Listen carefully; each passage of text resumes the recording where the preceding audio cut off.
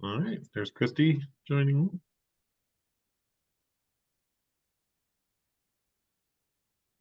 And I am going to share my screen here. Just give me 1 second. Make sure I got the right deal.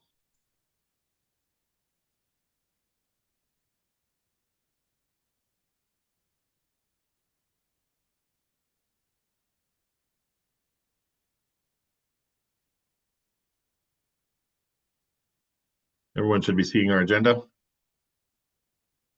Yes, sir. All right.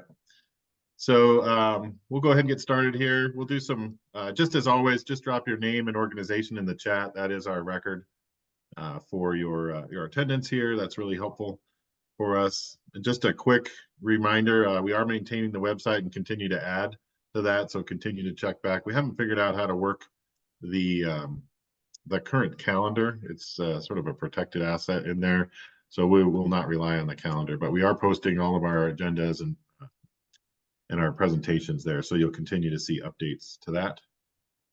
And then just as a reminder, we do have our guiding principles. I'll allow everyone here just a moment to review those.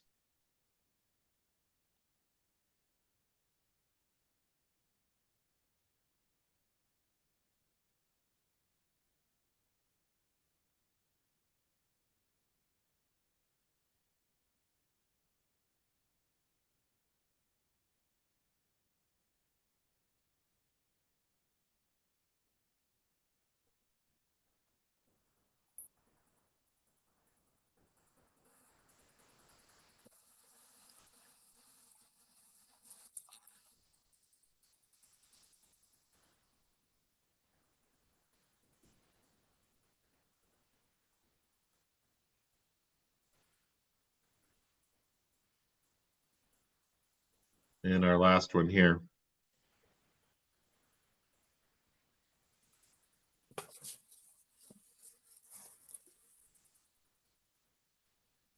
Okay.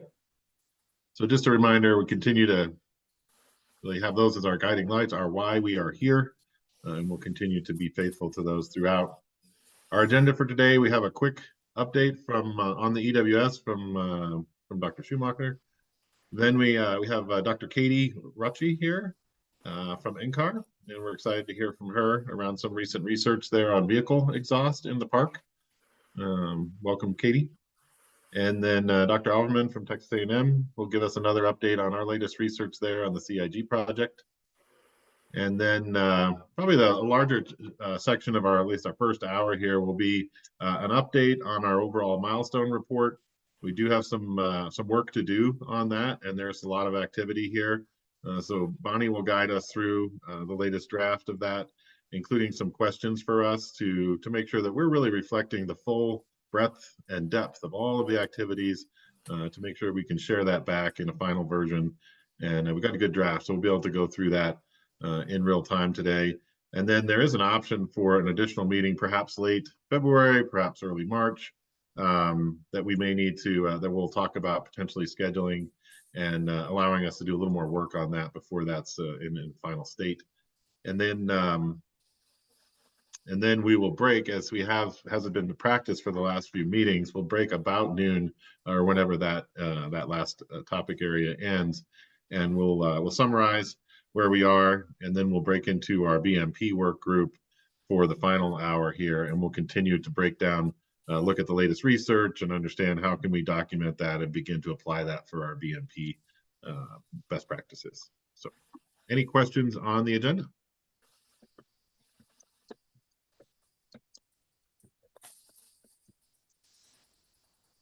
Okay, let's go ahead and dive in then to our early warning system.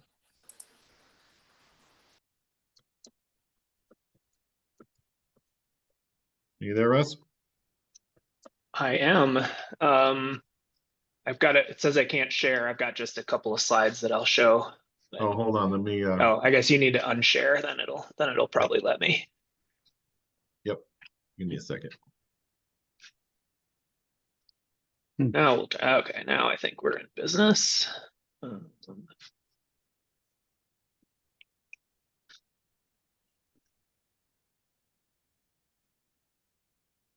Okay, good. I think that worked. You see it okay? Yes, thank you.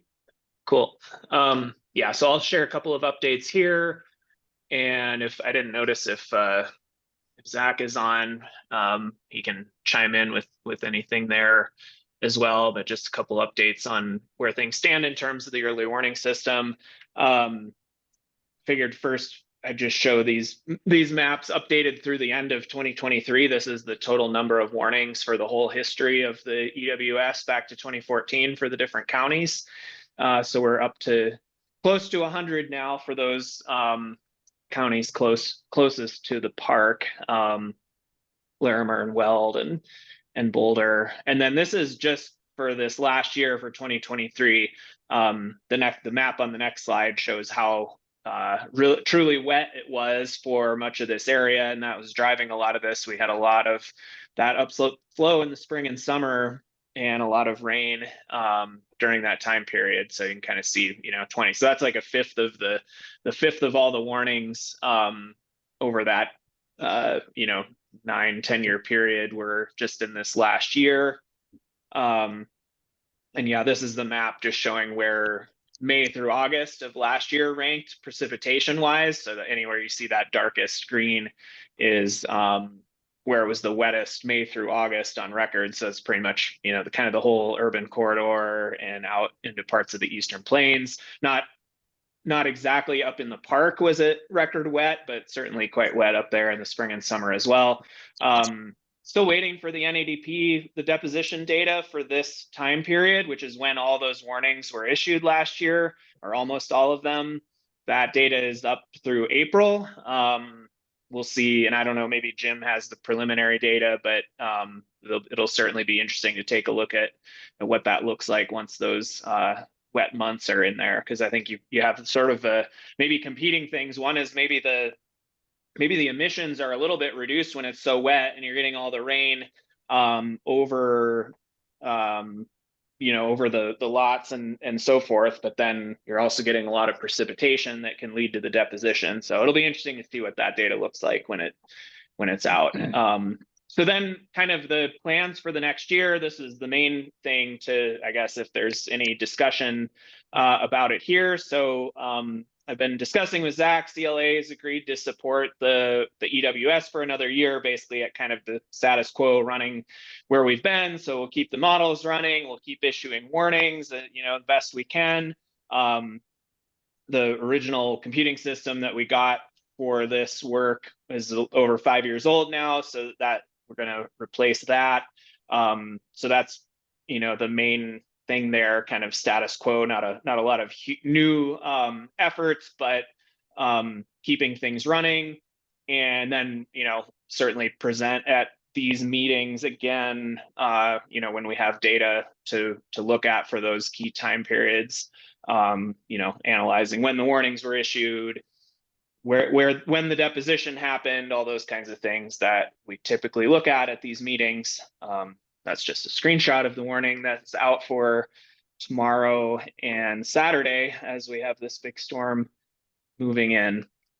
And then just kind of one other thing to note on this, because some folks have asked about this.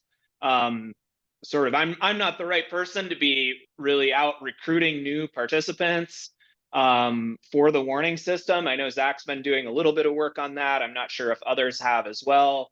I'm as interested as anyone else in the effectiveness of the best practices and how the warnings may play into that, but I don't have the data or the expertise to analyze that as well. But I know that is a bit of Brett's work and maybe others. So that's just kind of one note there. So that's all I've got on that, but happy to answer questions or discuss if folks have ideas or thoughts on this. And I'll always just kind of throw out the potential that, I think the potential exists for a lot of, a scaled up kind of version of this that, if somebody, I'm always open to somebody wanting to take that on if there's, much, larger amounts of funding or bigger efforts that people want to do. I think the potential is there for some interesting stuff, new research, all of that. But for the time being, the plan is to kind of just keep things running and keep doing what we're doing and see how that goes. So I will stop talking now. Russ, Brent Alberman here. Can you give us about just a 30,000 foot view of what the last month has looked like moisture wise over this area? The last month, pretty well. We had the huge cold blast in the middle of January, but there wasn't all that much moisture with that. It was pretty dry, and then now it's been warm and dry for the last week, week plus. But patterns shifting this weekend. There's this big storm system moving in that'll be a lot of snow up in the mountains, might be rain down here on the plains, or maybe a little bit of snow. So, but yeah, it's been generally, most places pretty dry over the last month or so. Thank you. Yep, thank you. Russ, I also wanted to just chime in. We're working right now on the milestone report. But as we were working through that, I think we are very interested in improving the system. So I think as soon as we get that section done, I think we're going to really turn towards what else we can do. And I think the EWS will really be a part of that. So I'm very glad to hear that. I also have a lot of ideas on how we can better utilize it. So I think once the milestone report's out, that there will be a bigger push from this group to really see what we can do with that system. Are you still, I know that you're very busy. Is there anybody else to work with, or, I mean, and I guess I would like to be included on conversations, and I'll talk with Zach at CLA about that as well. And he's not here. He's at it's the National Cattlemen's Beef Association meeting. And they're actually in their sustainability forum right now. So Gotcha. But is there someone else that we should? I don't know. I mean, I think yeah, no, that's a good question. Yeah, I'll kind of have to think of, I mean, it sort of depends on what direction, we want to go. If it's like more modeling or things like that, that might be different groups that would work on that versus more of the like analysis of the best practices, or trying to, sort out what, whether the actions that the producers are taking are actually, making some sort of difference. That would probably be different sort of analysis. So, but yeah, I'm glad to hear that, and happy to talk further about it and see what we might be able to cook up. Yeah, I think it's going to be a big component of kind of the next 5 years. And we do have it'll start after this meeting, but we have a BMP work group that's really trying to pull together literature, trying to parse all that out. So we've got a group dedicated to that side of it. And then I think we've also maybe got some thoughts about additional functionality and other ways to better leverage that system. So I'm really hoping that'll be a big part of what we do for the next 5 years, but that kind of remains to be seen. That's one of the big questions for this group at large. Cool. So yeah. And there may be other folks on the call here too that have ideas about that. Yeah. Jim yeah. Real quick, Russ, if you don't mind sending me a link to the slides, or those slides, I'll make sure they get posted to our website. Yep, will do. Thank you much. It looks like we have a few questions here for you. It starts with Dr. Alverman. Thanks very much, Brian. Russ, good stuff. I'm wondering who, if anyone, is in a position to and is intending to publish the relationship between the upslope, the EWS warnings over the last 10 years and the deposition record in the park. Is there anybody working on publishing that? I mean, there was the paper that Aaron Pena led that was published a few years ago, like 2019. So that was for the first few years of the warning system. But yeah, we haven't really published anything since then. It's worth thinking about. Yeah, I haven't really, I wasn't sure how robust any of these statistics are, where to submit that, but open to ideas. Jill, I know, may have some thoughts on that too. She just sent me an email yesterday about that. I'll find that link and put it in the chat, Brent, after my time's done here. Thank you very much. Can I add just a little bit to what Russ Go ahead, Jill.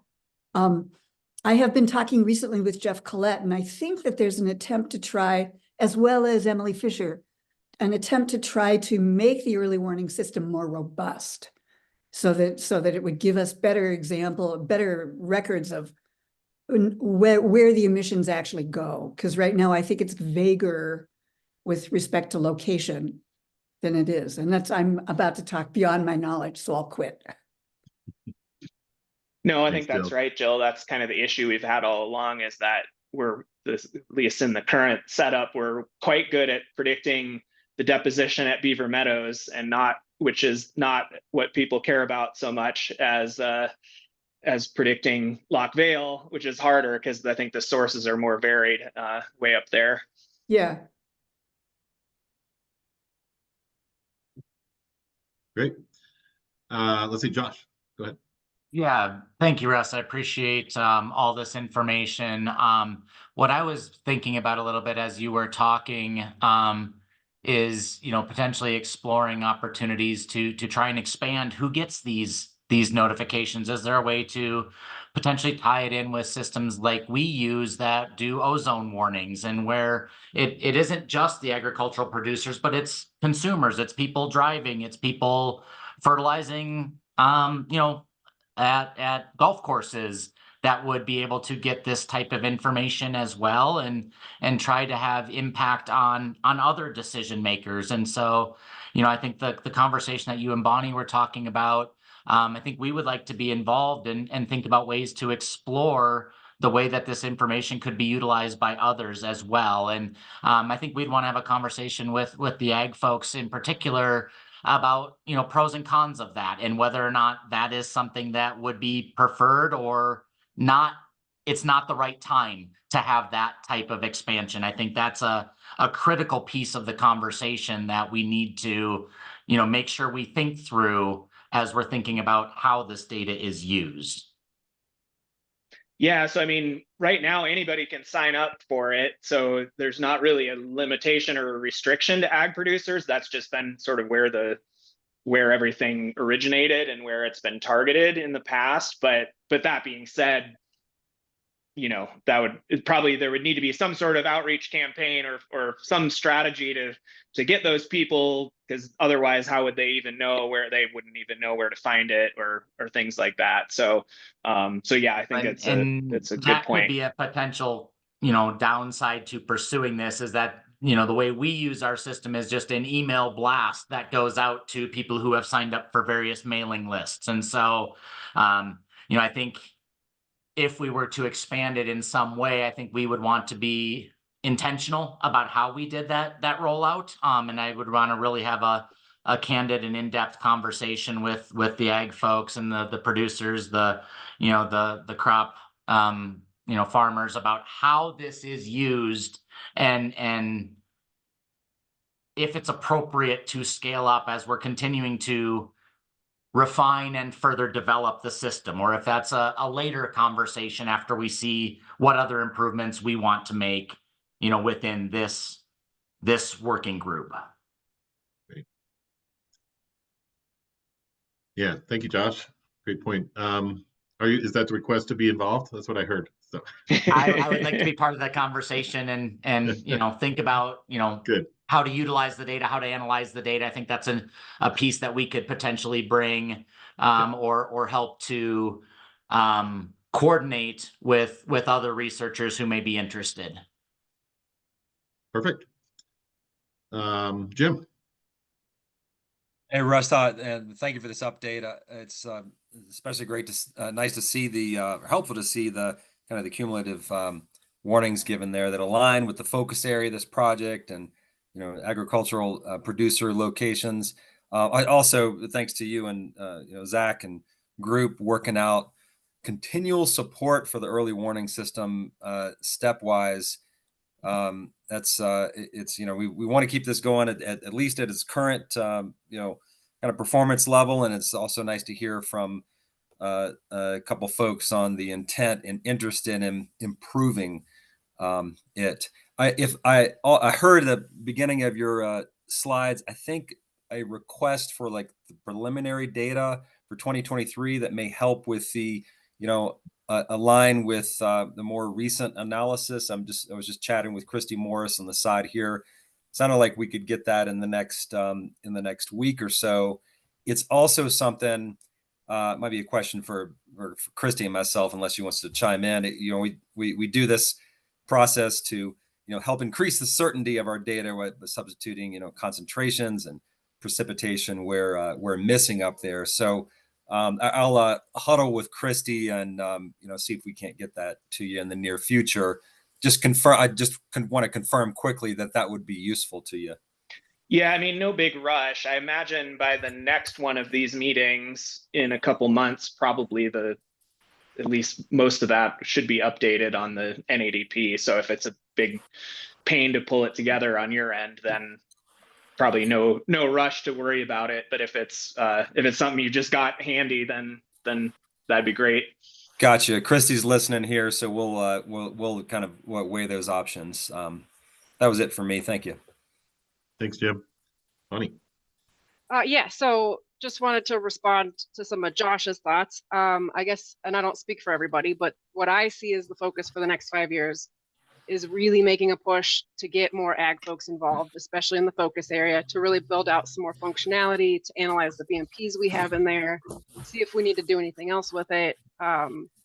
And I would say I would ask the MOU agencies, what other efforts you're making for other ammonia sources, who you think should be involved, what kind of functionality there should be there.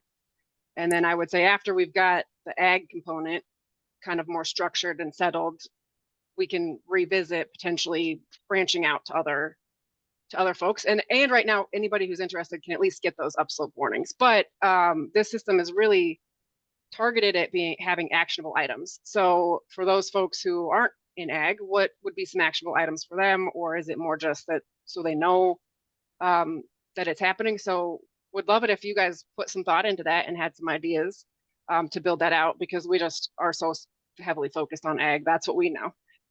But it sounded like you had other folks you could reach out to, other experts who know way more than I do about that. And that's at least how I see it, is big push for ag over the next 5 years.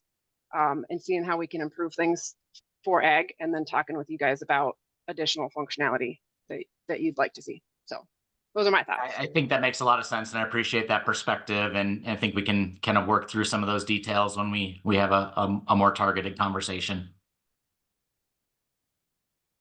Excellent. Sounds good. Any other thoughts for Russ here?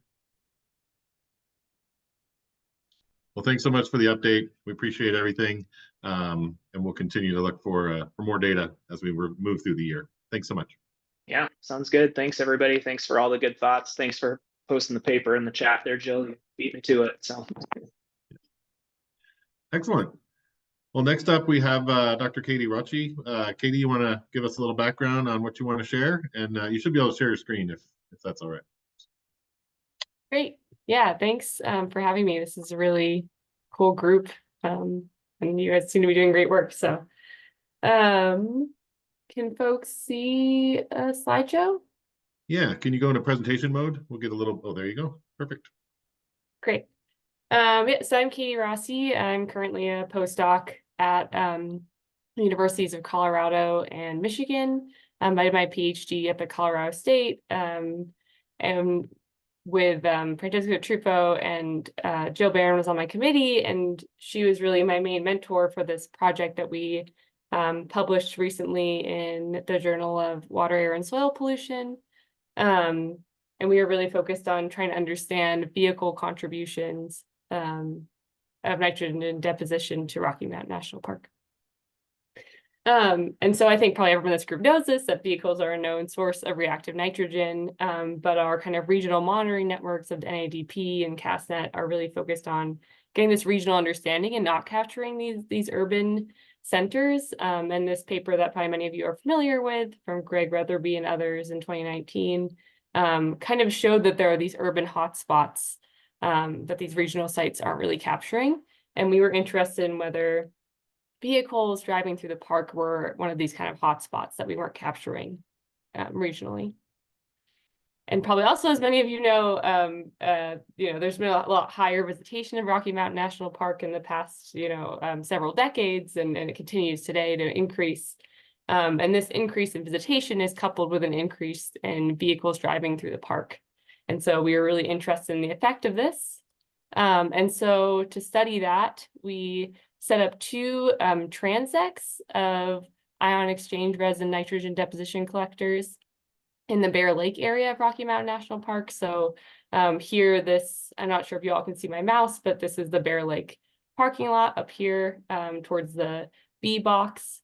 And so we set up two transects of sites moving away from the road into the forest. And each one of these sites had 3 deposition collectors at each site.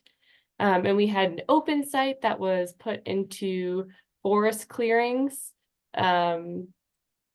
to capture open field nitrogen deposition. And then we also had a range of through-fall sites that were under canopies to capture through-fall nitrogen deposition. And we collected nitrogen deposition through the summer of 2021.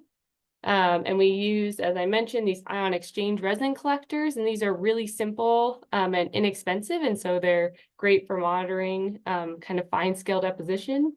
And we use this design from Mark Fenn and others that the U.S. Forest Service uses, which is simply a PVC pipe with ion exchange resin inside of it that captures nitrate and ammonium.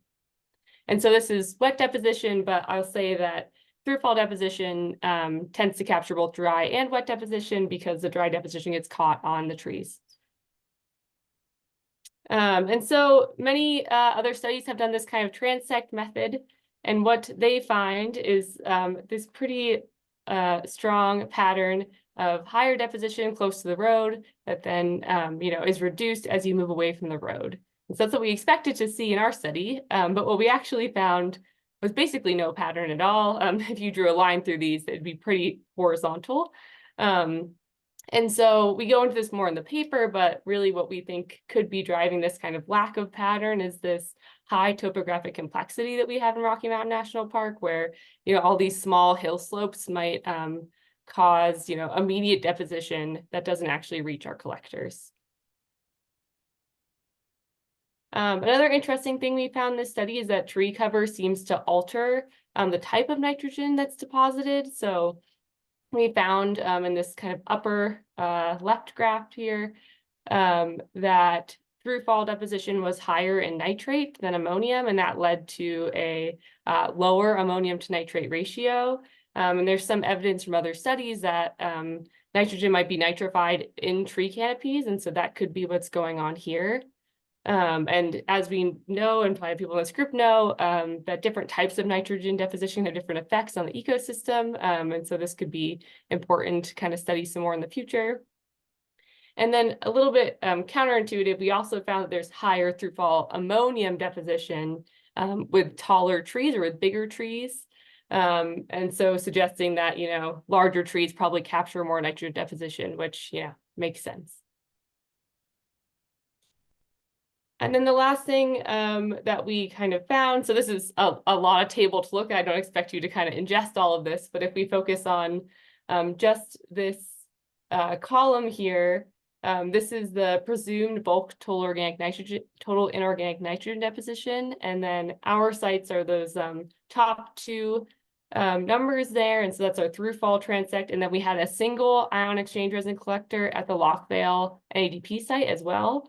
And basically, this is just to show that these are quite comparable to the NTN sites in Rocky Mountain National Park, suggesting that indeed vehicle emissions weren't really influencing our estimates compared to the regional estimates.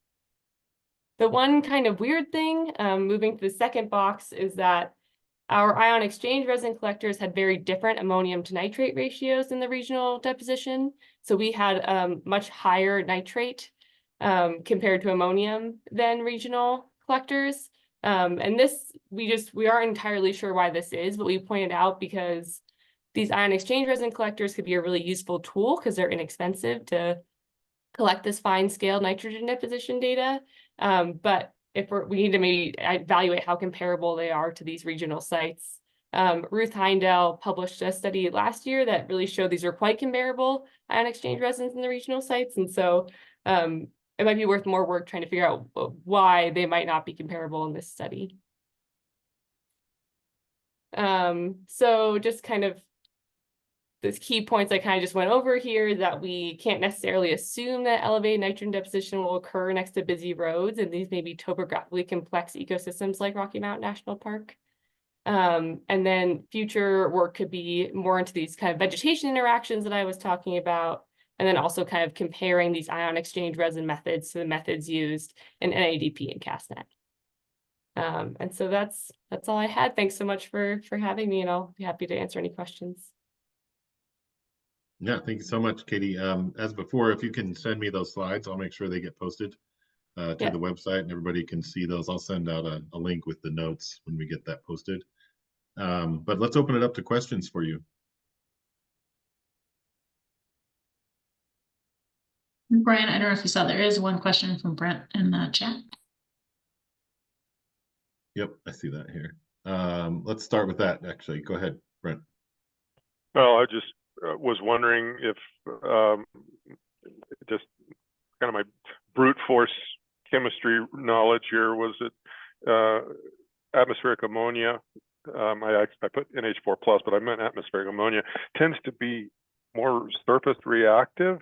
So it made sense to me on the surface that, so to speak, that the throughfall, the leaf surfaces and so forth would capture a lot of ammonium and then end up reducing the ammonium to nitrate ratio in the throughfall water. Is that sound thinking or no? I mean, I think it's sound thinking. I'll say that I'm not a chemist by training per se.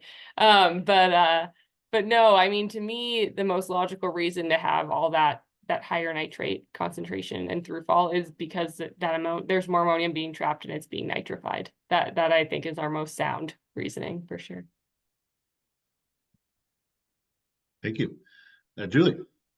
My question is simple. Did you, in this study, did you document the type of vehicles that were in the parking lot? So my thought is those that are pulling campers, things like that, that may be using vehicles that have DEF in them, may be putting more nitrogen out versus a car. So did you guys do a comparison at all on that? Yeah, I mean, that's a great question. We did not account for that different types of vehicles at all. But yeah, I think it would certainly matter. And we have one on chat. Was there any breakout by day or night, differences in bioactivity maybe? Yeah, another great question that we also did not address. So this study just had the same nitrogen deposition collectors out for the entire summer period. I'm not sure I said this, sorry, but they were out May through October, like the busiest time in Rocky Mountain National Park. And so we have one number for that whole period. And so we couldn't address kind of diurnal changes. I had a question, and maybe it's for Jim, but Jim, you were aware of these collectors there. Have you ever, have we explored using this lower cost collection method at all, and compared to some of the other methods that we've discussed over the last couple of years? Go ahead, Christy or Jill. Nice. I can offer some explanation, and Christy can add to it. These resin collectors are, I want to call them blunt force instruments. They do capture what falls out of the sky, and they sorb it to the resins, and then you elute them in order to analyze them. But they're not as fine resolution as a wet or dry as a wet deposition collector, or one of the air transport collectors that actually take solutes, take gases and aerosols out of the atmosphere and measure them. So they're used as an index. I know Dave Clow, who's presented here before, has used them for many years, and they're used all over the world, but they're very hard to compare, as Katie found, with the other ways of measuring deposition. And Christy may want to add to that. It looks like Christy's audio is not working, seeing in the chat.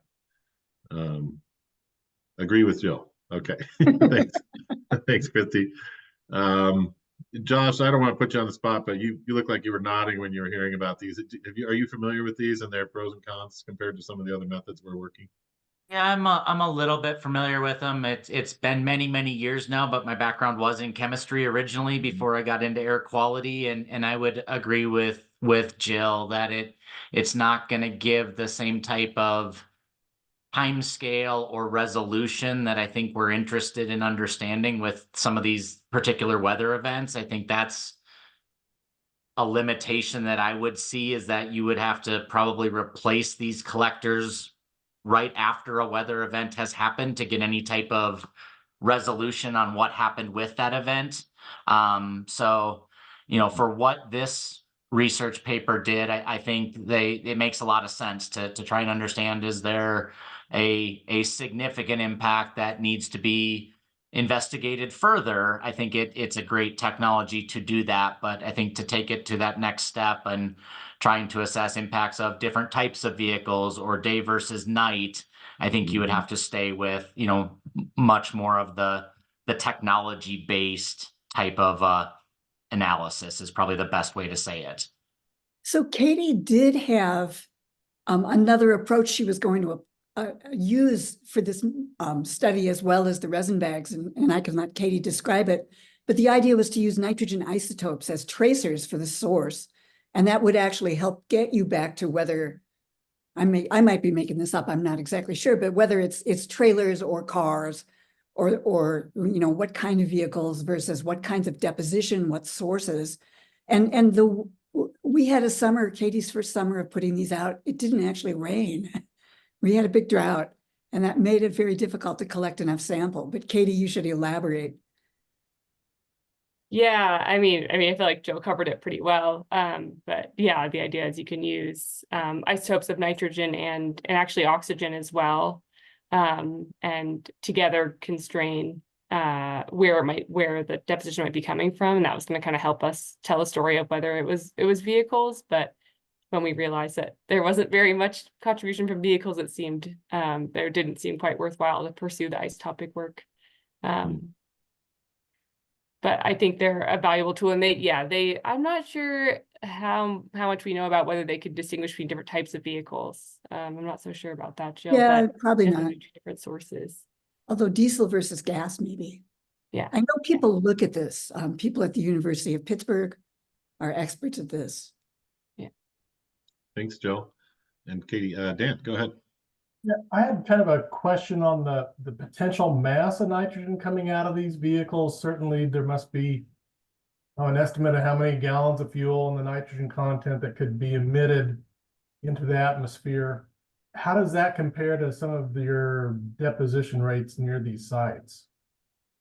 Yeah, that's a great question. We did a very coarse estimate of this, and I say very coarse, very coarse estimate of this in the paper, just using national data on nitrogen per gallon of gas, or I think it was per mile of road driven or something was kind of the data we had, and just tried to basically scale it down to like the size of the amount of road that we were probably capturing. And it's possible that there just wasn't enough nitrogen being emitted from vehicles to be captured. That's another potential reason why we didn't see any sort of relationship there. So yeah, that's a really good question. And other studies that have looked at this have actually found higher nitrogen deposition in places like Grand Canyon National Park. So it's definitely possible.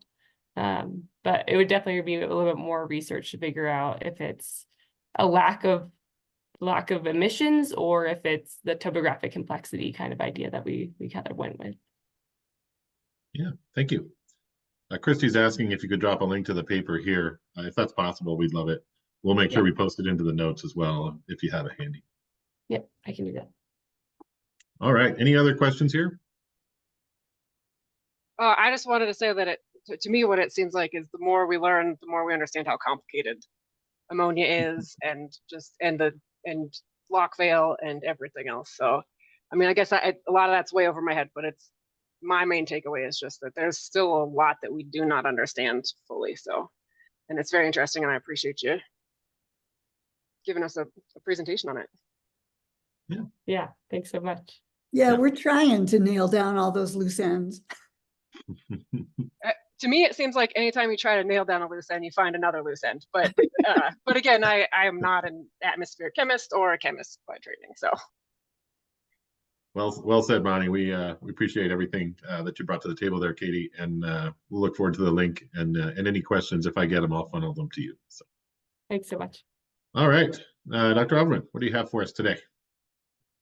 Okay, I'm going to share my screen here.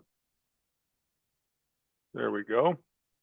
All right, so just as a reminder, the research question that's most front and center at the moment is to replicate, if we can, the findings of the student at CSU, Gallus, who worked with Jay Ham on the question of sprinkling water on cattle feedlots and the reduction of ammonia emissions, even short term, that might be thought to result from that. Can you go to full screen real quick? Sorry. Yeah, I'm sorry. Let's see if I can. Be easier to read. Appreciate it. Yeah, I'm sorry. Rookie mistake. There you go. And we wanted to know a little bit more about what kinds of conditions modulate the effectiveness of sprinkler use to suppress ammonia for short term. And so that's what I'm reporting on.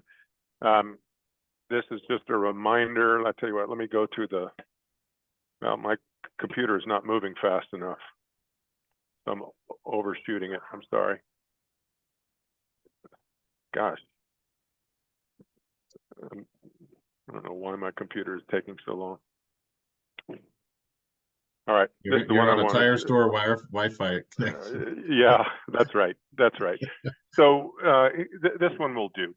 The yellow one is the ammonia emission flux measured in vitro in our test chambers that results from the application of synthetic urine, as if a cow or a steer or a heifer had just walked by, stopped, urinated, and then you get this flash of ammonia, and it lasts for a day or two or three. And then the question was, if we sprinkle water over the top of that, does it reduce the ammonia emissions? And the answer to that is qualified yes, under these highly controlled conditions. Again, the same thing is going on here. The yellow is what happens after a synthetic urine spot is delivered on day 2. And then the green one is the synthetic urine plus a simulated sprinkler event over the top. Hopefully, I'm going to go. Our most recent experiment has to do with, is there a repeated effectiveness? And yes, there appears to be moderate to slight effectiveness.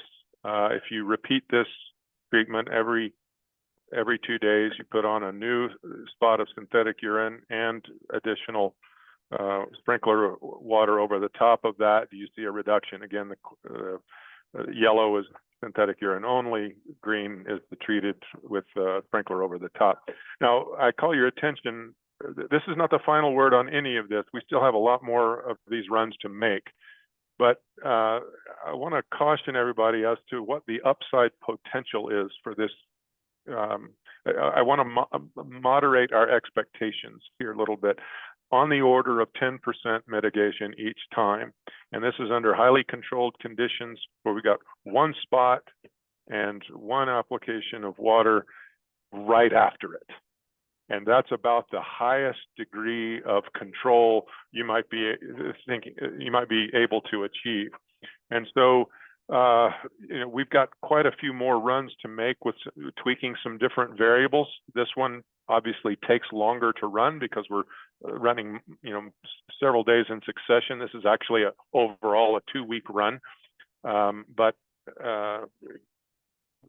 one of the things we're going to be testing next is, can we add something dissolved in the sprinkler water that achieves a significantly greater degree of control? How long does it last? How much is required, or how little can we get by with and still get a significant effect? Let me stop sharing there. Again, we're making progress on several different fronts, and we'll be moving to the field for a demonstration this spring and summer. But let me stop there and see if there's any question, if there are any questions.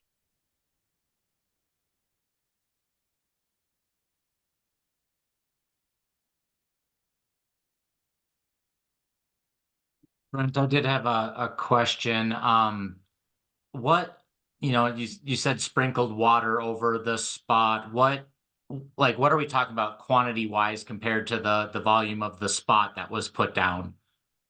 Okay, great question. So let's say the urine spot occupies about 10% of the total area of the chamber, and we try to control that as well, because we think that when nitrogen is when there's plenty of nitrogen around, plenty of reactive nitrogen around, especially in the ammonia or urea form, its flux will be roughly proportional to the area that it occupies, roughly speaking.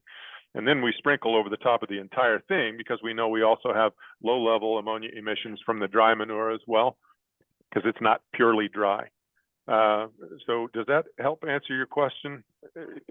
It does, and where my mind was going is, if this were to be scaled up to large scale, what quantities of water are we talking about? How would we control the runoff, and kind of the downstream impacts of the technology?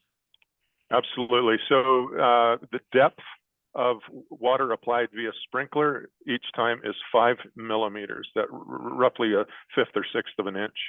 That's kind of in the sweet spot. A lot of cattle feed yards that have sprinkler systems, those are designed to put out somewhere between 1/8 and 1/4 of an inch of water in every run.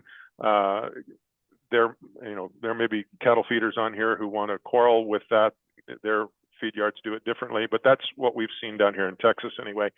I also want to caution that we did run these experiments with water from Texas groundwater that was relatively low in nitrogen, and with Colorado groundwater, which was relatively higher in nitrogen.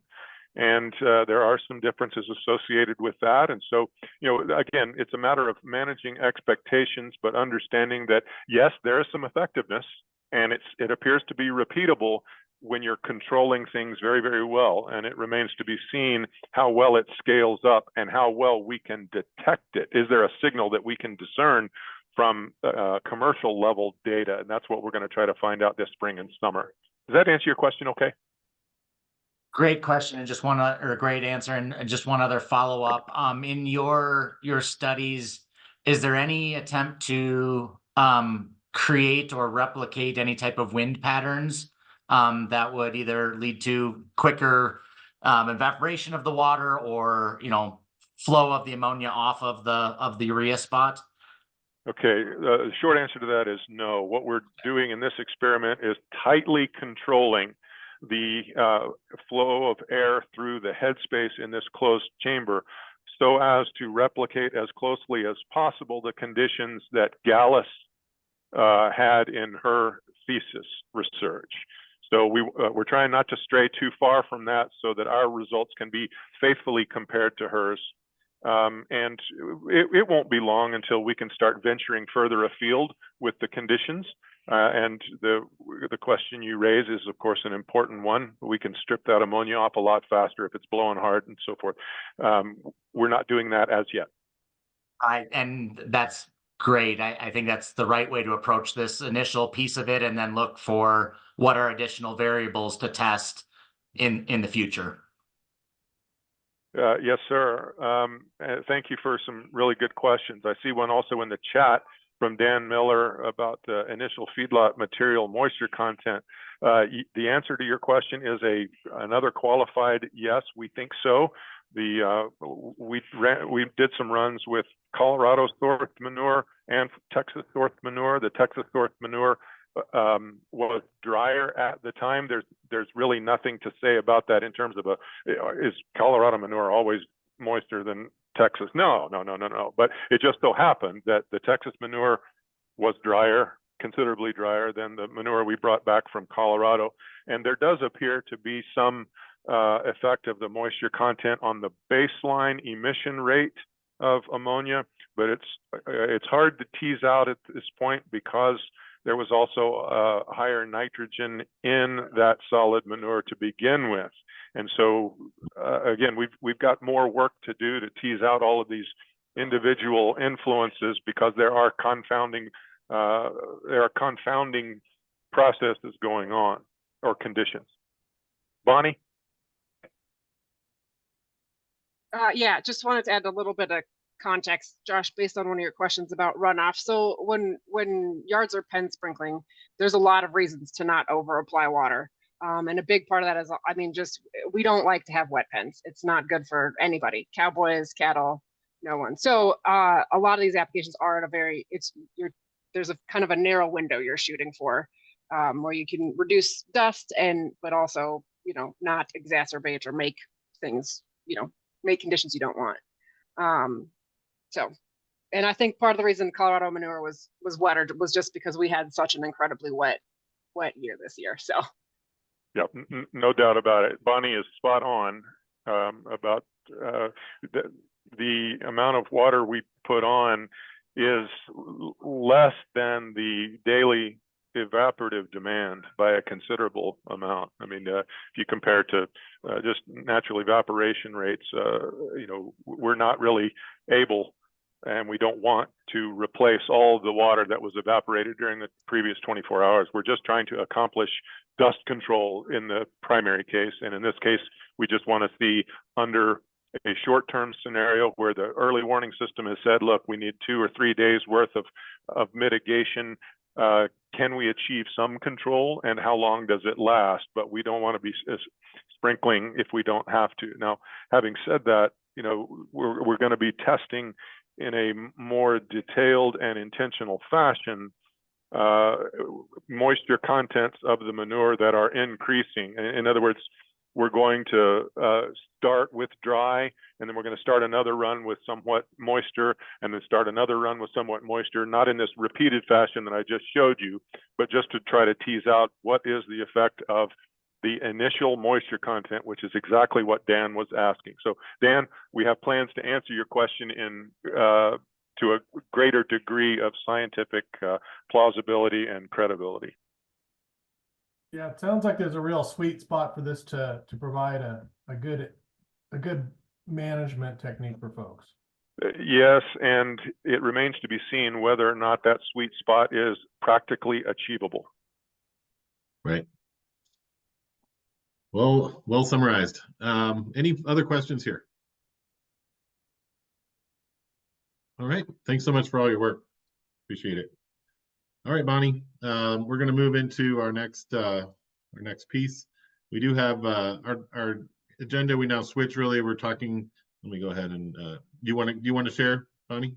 No. Well, does Jim have an update on contingency plan before we jump into the milestone report? Yeah, Brian, if you wouldn't mind, I can give a very quick update on kind of the report and perfect, where we Josh. are with the MOU and everything, and then turn it over to Bonnie and Matt to work through that stuff. Yep. Go ahead. Thank you. I appreciate that. And, we had Jim on the agenda listing this. Him and I chatted yesterday, and we were going to give the update real quick today. So as we talked about kind of at the very beginning of the meeting, the staff at the MOU agencies are working really hard right now to get the complete draft report, get that into internal management review here in the next couple of weeks. We're behind where we had hoped to be at this point in time, but we're making up some ground, I think, fairly quickly, and trying to get that into review in the next couple of weeks here. And that's really the kind of the impetus for seeing if there's interest for a meeting in person or virtual, if that would be preferred by this committee in March, to really discuss the data in the report and then, make sure there's any final things that need to be updated in the sections that you all are working on. I think for us, doing it in person makes a lot of sense. We're willing to come up to you all and meet in a place that's convenient for you all. We would offer a virtual option as well for those that would not be able to attend in person. But there's some things in the data. There's some methodologies that changed in the NEI. There's some new wildfire data that we think it would be worthwhile to have a kind of a face-to-face conversation about what it means, how it's discussed in the report, and some things like that. And so, we were thinking about something in early March, if that would work for you all. And don't know that we need to make a decision on that today. You all can think about it, and we can decide what the next step is if that's appropriate. We're planning to do the release of the draft to the public in early April, take a 30-day public comment period on the draft report. And then we have the commission briefing scheduled in May currently before the Air Quality Control Commission. And so part of that March meeting could also be used to discuss, what's going to be presented to the commission, who from this stakeholder group would be willing or able to help present to the commission your perspectives of the project and the implementation of the BMPs, where the project goes, over the next 5 years, as we've been talking about. And then, very importantly, into Bonnie's question, as we're working on all this report stuff, we're going to be working on the update to the MOU.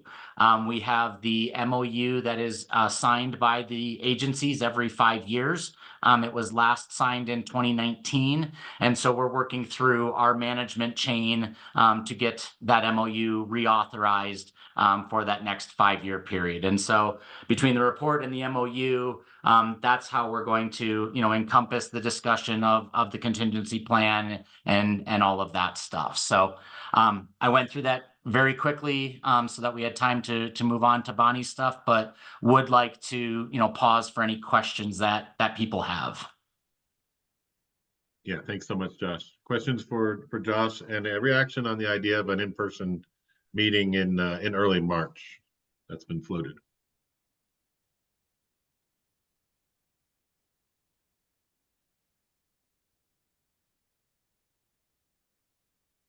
Julie. Depends on how early in March. I am out of the country the first week of March, but I'm okay with it in person. Okay.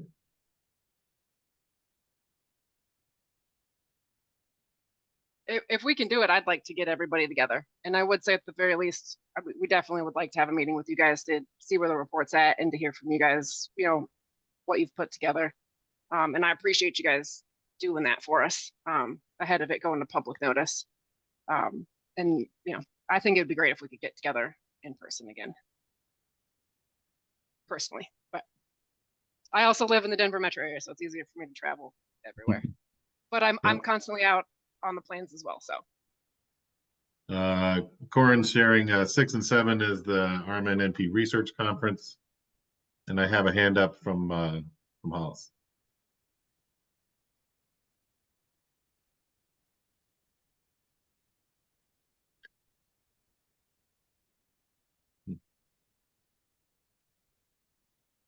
Okay, so we do have some interest for that. I'm going to distill that out. The next steps would be to find a date and a time that would work for the key participants. Josh, Bonnie, I can help with that if you like. Yeah. Yeah, Brian, why don't we talk offline after this meeting and look for some potential dates and reach out to the committee members and see what a appropriate venue might be. Right. Very good. Yep. All right. And then I'm committed to presenting at the MOU meeting with you guys, if that works for you guys.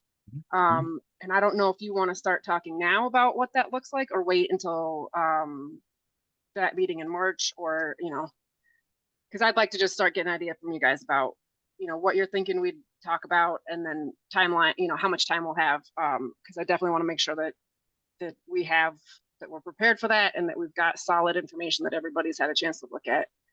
But I am committed to be there. So I might see if I can rope in another partner, but I will at least be there. And the commission meetings have been also offering virtual options. So if there's somebody else who's interested but unable to travel down for that meeting, I think we can accommodate something like that as well. So, Bonnie, maybe you and I and Rebecca can talk a little bit about the kind of the information to be presented and kind of the cadence of how that briefing is expected to go, and start thinking about some of those topics. Very good. All right. Anything else on this? Otherwise, we'll move into our next topic with Bonnie leading that. Okay, take it away, Bonnie. Okay.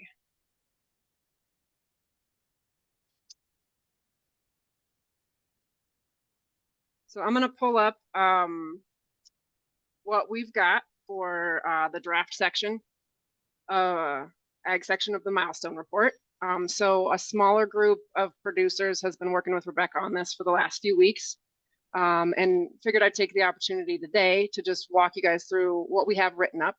Bonnie, can you make that a little bigger for folks with eye problems? Yeah, there you go. Thank you. Okay. No, you're good. Does that look good? Yeah, perfect. Okay.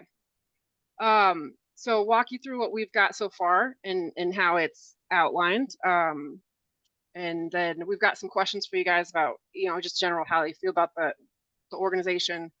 What are we missing from this? It sounds like I definitely need to get some more information from, or include some more information from Brent's group about additional work they've done. And just make sure that we've really got everything covered. And then would also like to have kind of a discussion about what the next 5 years looks like. And I know we can't get too deep into that right now, but just wanted to present an idea to you guys. So we kind of start off with just an introduction about the subcommittee and how we've, this group has been meeting, first meeting was in 2006 to work with the MOU agencies. I also pulled in some language from the 2006 nitrogen deposition reduction plan that really kind of lays out what we're dealing with here and how we're dealing with it, and talks about best management practices, which have long been used by ag, and then some of the challenges that come with ammonia reduction, because in the beginning, a lot of BMPs were targeted at protecting water, and that form of nitrogen is different. And so one of the things to consider is when you're managing ammonia, you could have a potential unwanted impact on something like nitrate. So just wanted to at least include a brief overview of the challenges we're looking at, introduce the idea of best management practices, and that the MOU agencies kind of see that, the implementation of that as the best option for ag in Colorado to help reduce nitrogen deposition up at the park. And again, all that kind of came from the original 2006 nitrogen deposition reduction plan. And then segue into, to achieve these goals, to get these BMPs implemented and to reduce the impact from ag up at the park. We've been meeting with the MOU agencies, and I kind of pulled together language from our guiding principles and a lot of other things that, we're looking for continuing to research best management practices, to evaluate those, to assess implementation, and to promote implementation of effective BMPs, narrow data gaps, and discuss current research. So from there, we go into the work since 2018. And I really appreciated the opportunity to look back over the last few years. And I think especially with the pandemic in there, it's easy to kind of lose sight of or not realize all of the work that we have done. So in this section, I do talk about kind of the reconstitution or getting the BMP work group together again, which from what I saw started in 2017. And they were asked to kind of put together a list of best management practices that we really felt like had the highest potential to reduce nitrogen and to be cost effective.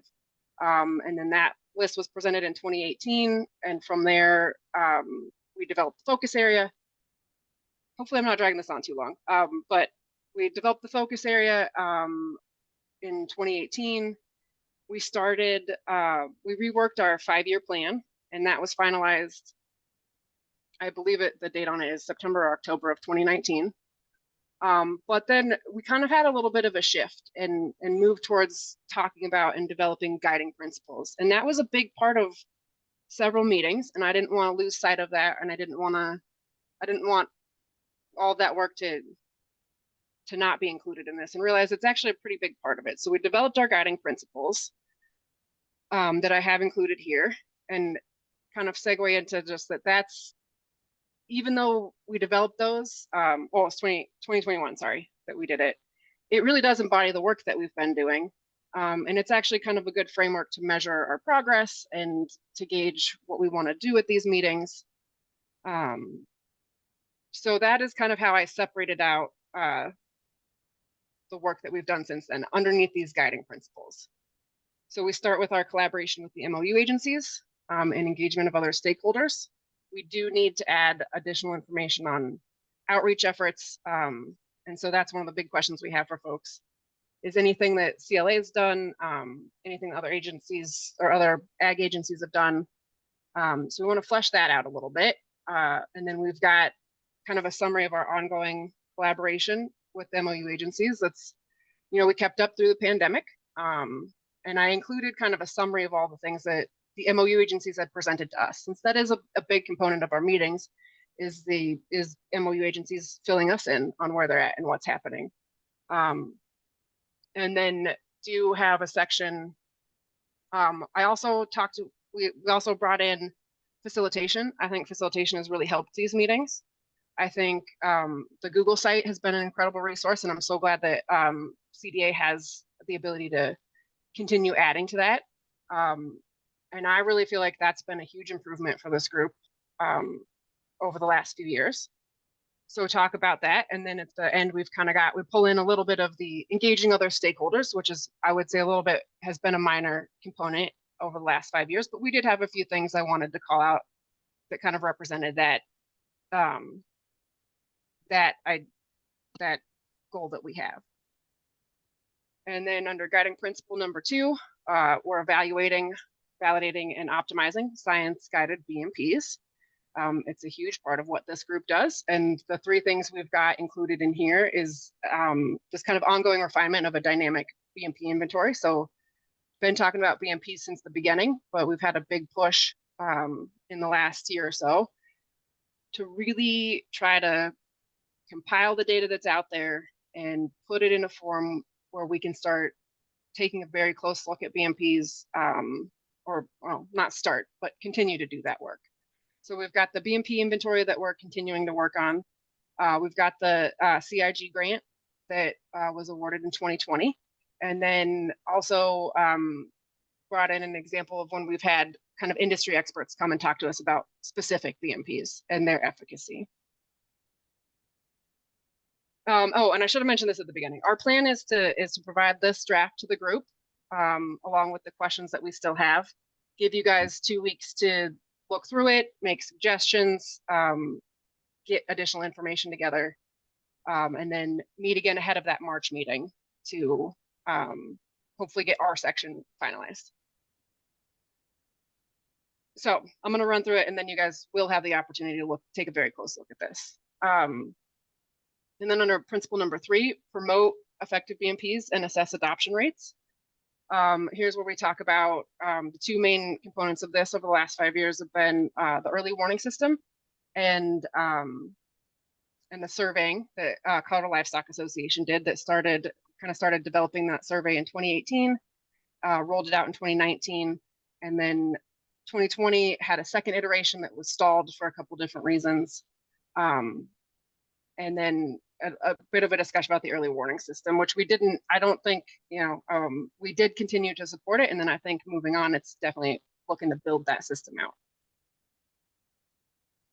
Under number 4, it's assessing and working to narrow the data gaps and staying informed of and discussing current research regarding the fate of all nitrogen sources. And so in here we talk about the monitoring efforts that we helped fund, and that did happen towards the beginning of the milestone period, but wanted to include that effort, and then have a summary of presentations that we've had from other groups that kind of lend towards the understanding of the broader picture. And then we've got the plan moving forward. And so one of the kind of suggestions we have, or want to see how this group feels about it, is potentially moving away from, I guess the question is, do we want to have another 5-year plan, or would we be comfortable with using the guiding principles to continue informing our work? And then we've also kind of specified in that case, I do think we could refine those principles a little bit just to make each one an individual and more clear. Just because there's some that kind of encompass a pretty broad spectrum, and that's not a, it's not a problem. It just sometimes makes it a little harder to align things. But so I'd like to throw that out there to the group, see what they think about that idea. And then I think we've got a lot of things that are in progress that we can commit to continuing to work on. In terms of refining the BMP inventory, Dr. Arberman will be finishing up his work with the CIG grant. Colorado Livestock Association is working on additional surveying. We'd like to continue to fund and improve the early warning system. And then once we've kind of completed those steps, revisit how we're communicating to producers. So that's kind of big picture what we have laid out. And main questions for the group is what are we missing from this? What else needs to be brought in? And what you guys think about for the next 5-year period, using the guiding principles to inform what we do versus kind of writing a 5-year plan.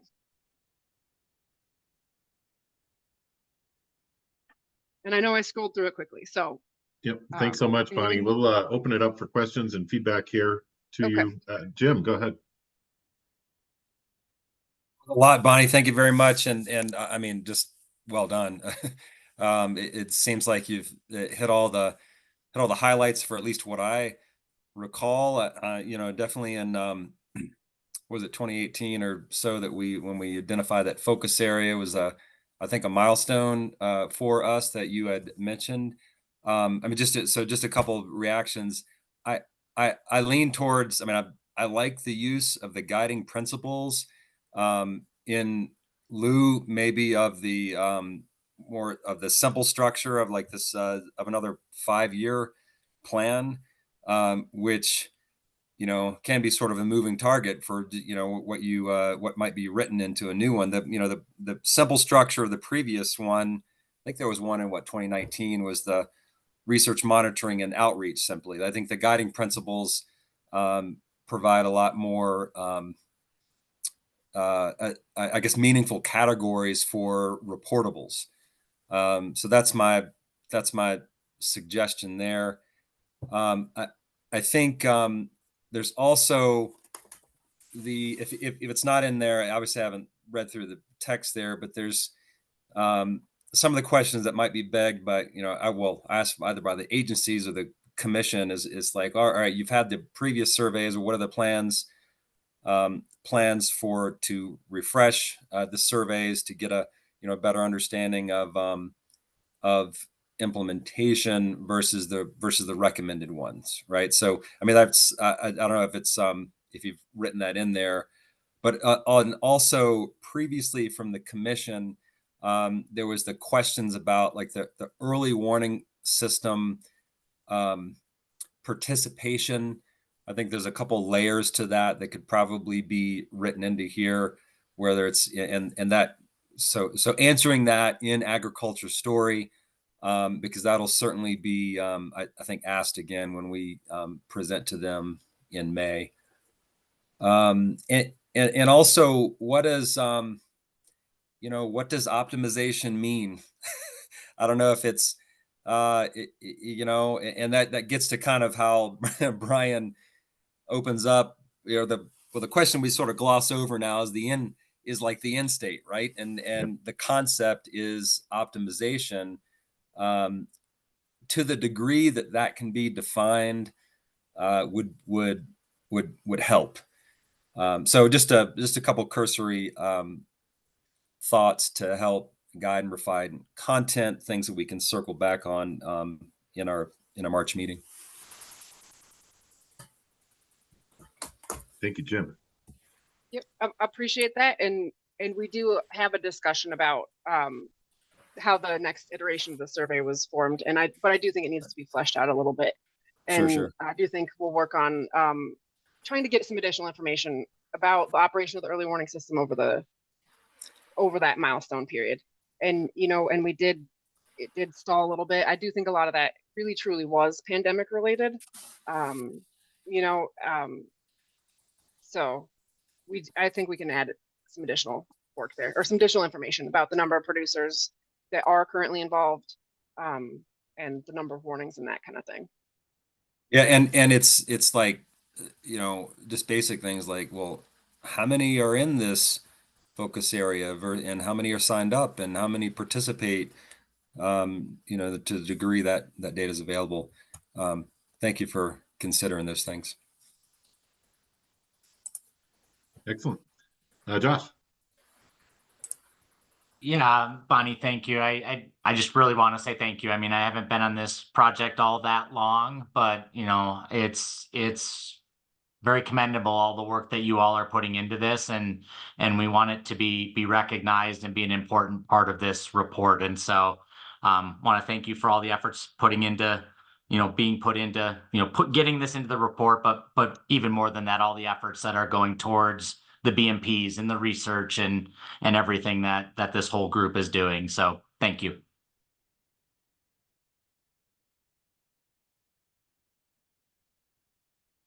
All right. Any other thoughts here on, and we are going to share the document and you have the opportunity to think about it and over a couple of weeks. But any other top level questions or comments for Bonnie?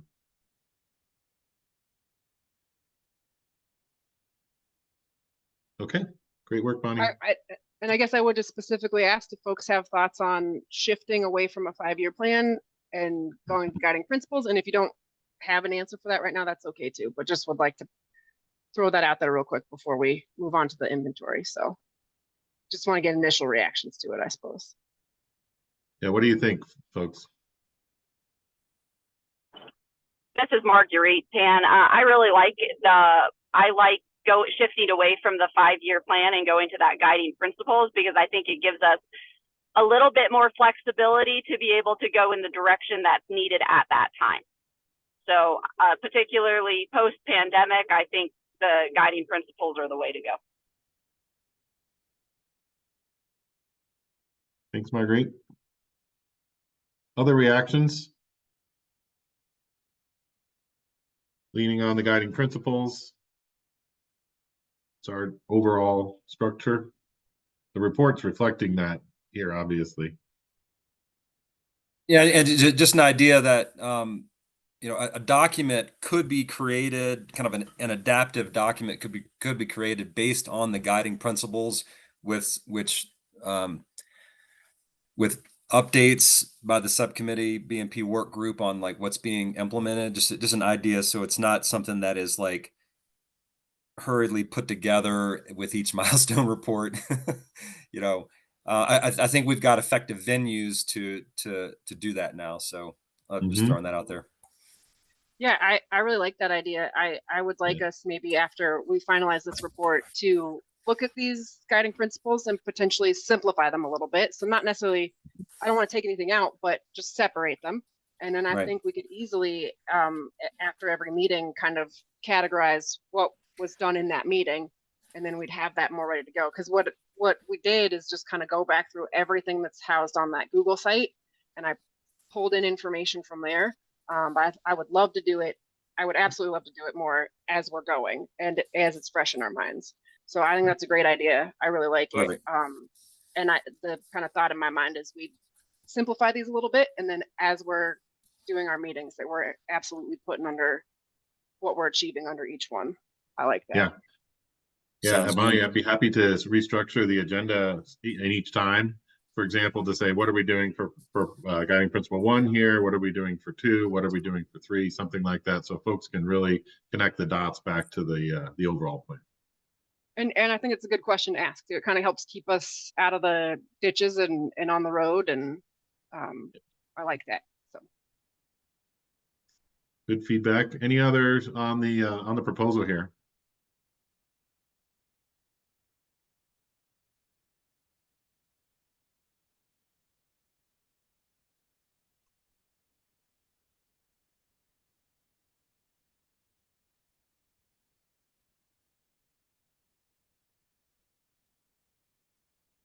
All right.